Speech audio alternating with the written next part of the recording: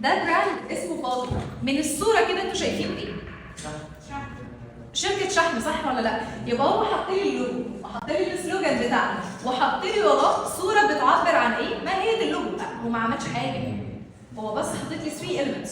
يبقى اول صفحه لازم دايما تبقى ايه؟ معرفاني اللوجو بتاعي بيعمل ايه. تاني صفحه عندي هو عملها ايه؟ عملها البراند لوجو كونسبت. يعني ايه البراند لوجو كونسبت؟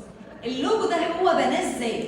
حط الاليمنتس ده زائد الاليمنتس ده زائد ده وطلع لي في الاخر ايه؟ اللوجو بالشكل ده. حد عارف ايه الشكل اللي طالع قدامنا ده؟ ايه السبيس اللي حوالين اللوجو ده؟ المارجن او الجريد. ماشي، ليها اسم مور بروفيشنال اكتر. سبيس لاي اوت. بس ده بيقول لك الريليشن بتاعت التكست باللوجو.